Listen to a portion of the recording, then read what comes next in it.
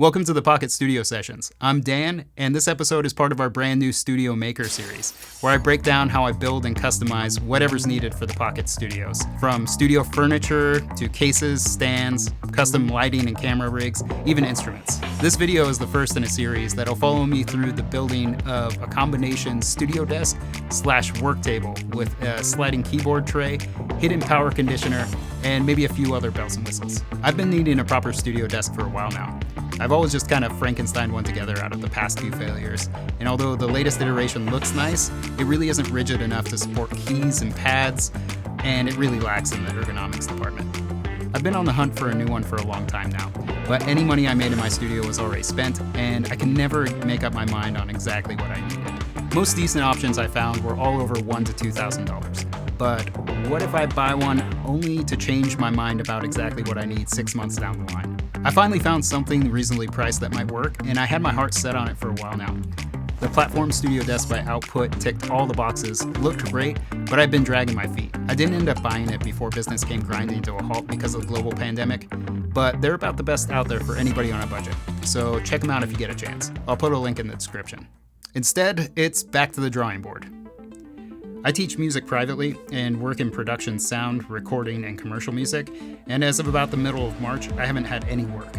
And now, as the situation is getting worse, I'm facing the real possibility that these businesses might not make it, and if they do, they'll have to change in a number of ways to adapt, ways that are nearly impossible to predict. Making any rigid plans would be a really bad idea.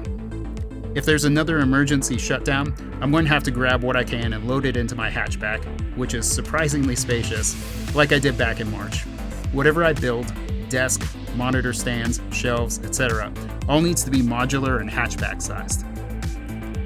This whole situation has really accelerated my timeline for some of my business aspirations, as I don't really have to risk losing work that doesn't currently exist.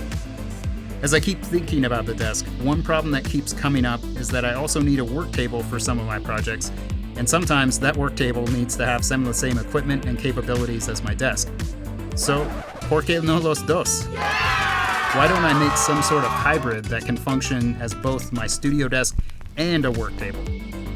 I can wall mount a TV or secondary display, and I had already planned on isolating my monitors on their own stands, meaning I only need to remove my laptop, interface, and any dock to completely clear the surface for activities.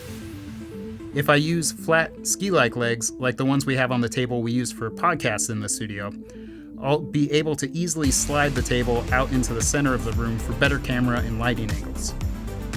If I can add some blocking to those legs, I can mount drawer slides or glides for a humongous keyboard tray that can easily accommodate an 88-key MIDI controller, or a 49-key one and a pad controller. I found similar legs on Amazon that look to be identical and come powder-coated matte black in a variety of sizes, one of which fits my height and depth requirements perfectly. They're 28 inches high by 28 inches deep, leaving me plenty of room to fit a sliding keyboard tray at a comfortable height while keeping the upper surface at a reasonable height, given the clearance needed underneath. Mounting the blocking in between each of them will not only make the desk look more prominent, but will provide support for a lateral brace that will shear up the entire desk, making it even less wobbly and giving me somewhere to mount a power strip. I'll have to cut a pass-through into it though for any USB and power cables needed for anything on the tray.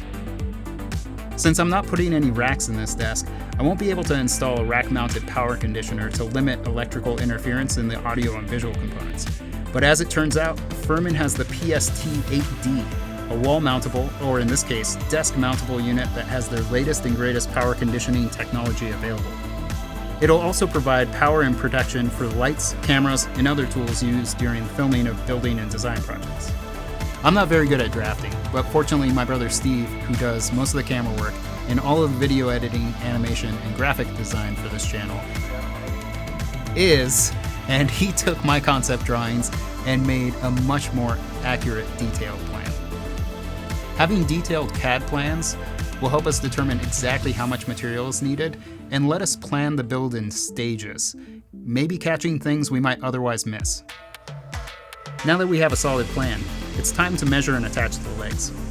If you're building a studio desk that has a keyboard tray that's mounted from the side, make absolutely sure you install the legs square to the top. If your drawer slides or glides aren't equally spaced and parallel, your tray won't track very smoothly. I drove in all the screws, making sure to keep the legs aligned within my marks, and I've got a table I can continue to work from while I continue to build it in phases. I hope you enjoyed the video. Stay tuned to see how I mount the keyboard tray, the power conditioner, some cable management, and possibly a few other surprises. And if you found this helpful, make sure to share, like, and subscribe. If you're working on a studio build, let us know about it down in the comments. What are your must-haves for a desk? That's all for now. Take care.